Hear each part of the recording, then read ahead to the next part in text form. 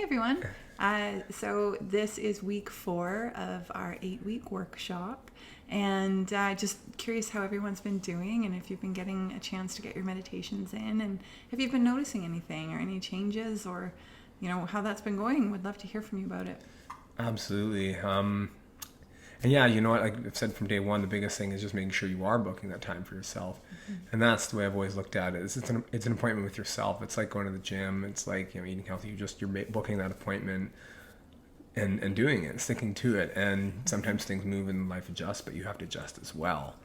So finding that time, especially because these are we're only you're only asking for yourself 5 to 10 minutes. So it's not a lot. So I hope you're able to stick to it.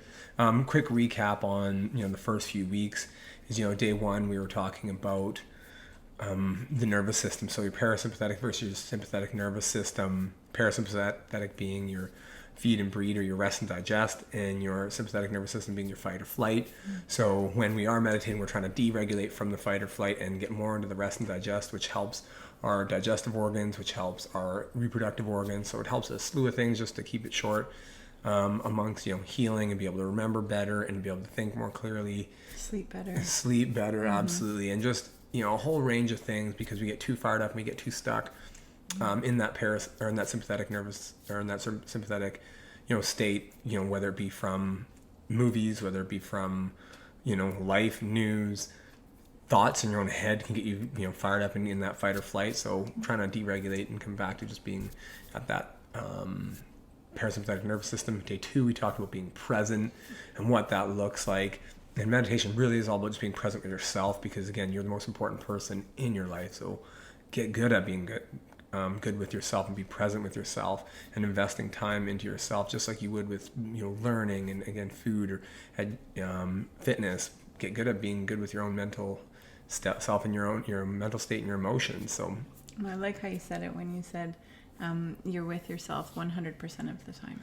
Absolutely. Yeah. So you're in your own mind all day for the rest of your life. Mm-hmm.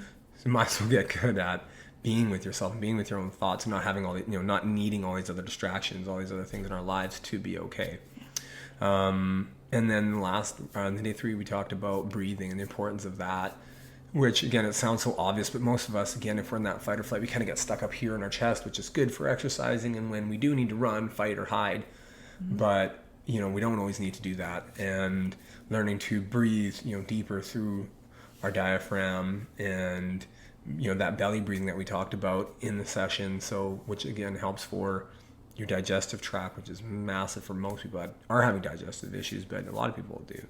So looking at enhancing that and helping with that. Well, yeah, and we have been tailoring the meditations each week for each topic. Mm-hmm. Just so if week 1 we had just the 5-minute meditation as a light introduction, just to get it into our nervous systems and just familiarize with what it can be and how easy it can be with 5 minutes. Absolutely. And then we've just been making sure to tailor them. So, and you have the link, so I can resend them, but I would encourage you to use those tools. Absolutely. And that's the whole purpose of this, is to give you tools that can, I know it seems like such a small thing, but once you're doing them and you're doing them consistently, it is a world of difference in your life. Mm-hmm.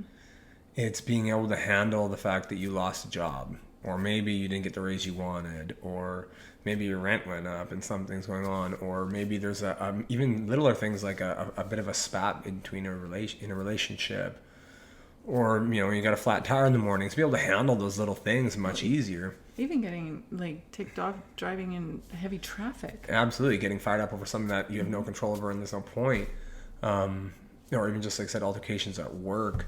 So, and that's just on the negative side. On the upside, you're able to have more clarity, think better, and make better decisions, which is amazing. So today's topic is about body scanning and learning what body scanning is. So body scanning is, again, when you're in that meditative state and your eyes are closed, you're relaxed, you're breathing, you're a few breaths in that you're very aware of and you're present of. It's taking a second to take stock of how your body feels. It's a very general term, but when you really start thinking of it and practicing it, you're starting at your head or wherever the meditation guides you, or maybe starting at your neck, whatever it is, and recognizing, does this area feel good, or is there some tension? And if there's some tension, if there's something there, then You don't want to dive into it and go, oh my God, I need to stop. I need to do this, this, and this. Okay, well, a good example is, you have tension in your neck. Right, okay, why do you have tension in your neck? While you're meditating. Okay, my eyes are closed, I'm breathing. Right, I got tension in my neck because I've been sitting up like this at work, and I'm doing a bunch of work, and I'm stressed out because I'm driving. Oh, right, okay, I need to relax my shoulders. Oh, okay, I haven't been breathing all day. I do this all the time where I'm like, I feel like I haven't been breathing at all. Right, and that's why my shoulders are so tight. Do your hips hurt? Is it because you've been sitting too long? Maybe you need to stand more. Just taking note of, as you go through these, and again, a lot of times are guided, noticing what your shoulders feel like, noticing what your stomach feels like, your hips. Are you able to notice what feels good and what doesn't feel good? Are you able to take a second and check in with your own body to see what your body's trying to tell you? I always think of the body as or a good reference is like an engine or a car. We have, our cars have these warning lights, right, that go off. The check engine light, the need oil change comes up. It tells us all these things. If you think of when you're doing that body scan, think of it like that, is that you're having these little checking for warning signals. It doesn't mean that you're stopping your car immediately and you're, not doing anything with it, whatever. It's just that, hey, I need to pay attention to this area. Maybe there's a reason why this is happening. So looking at addressing that, and I know this can make a huge difference in so many areas in your life. Obviously the physical stuff and being able to address that without, jumping to take a pill just because your hips hurt, realizing, right, I was sitting for 8 hours today and I didn't get up once. That's why my hips hurt, or whatever it may be.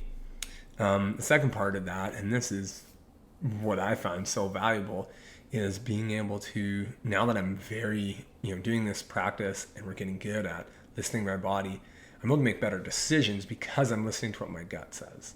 Because I can feel when something's right or feel when something's wrong, but I'm doing that every day, for 10, 20 minutes, 30 minutes a day, feeling what my body feels like, with my eyes closed from the inside and taking note of that when something's off. Absolutely, but body scan goes another level as well, because you're also taking a look at where your body is in space, which is bringing you into a deeper understanding of where you are physically. But it also allows you to travel past that, right?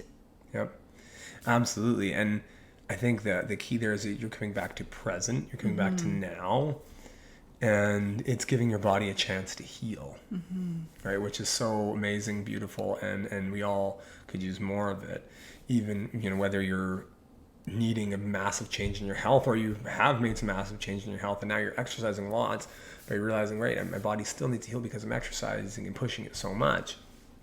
So yeah, definitely understanding that is that. And then on the other side is looking at what areas feel good, not just what areas don't feel good, but is there things that feel good during that meditation, so you can kind of bounce back and forth between the two.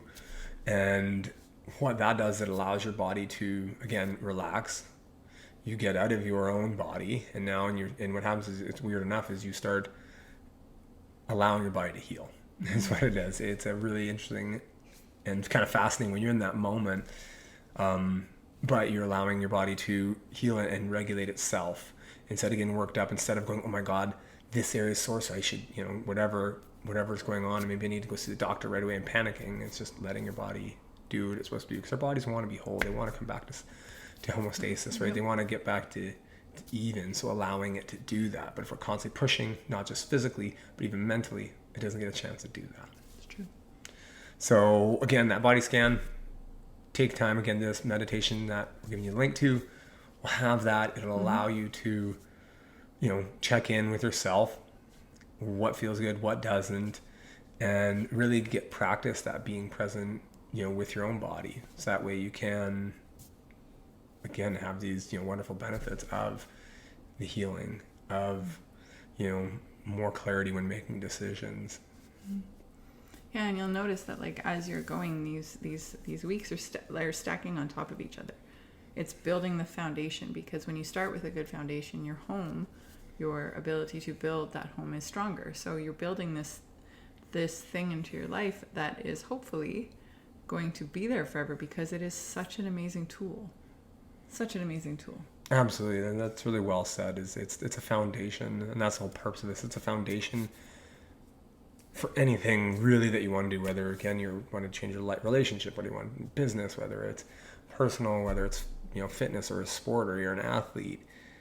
it's allowing you to just have a nice a solid foundation you can go back to heal, to clear your mind, to, you know, we're going to talk about visualizations in the next coming weeks, to goal set and do all these things so that way you're completely set and you don't have to, you know, you can make these decisions and do these things a lot easier without having it feels like you're constantly battling yourself. So Absolutely. So I think that's it for today. Thank you so much for listening. We really appreciate you.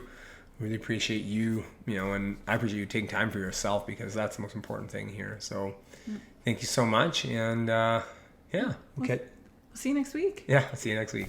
Bye. Bye.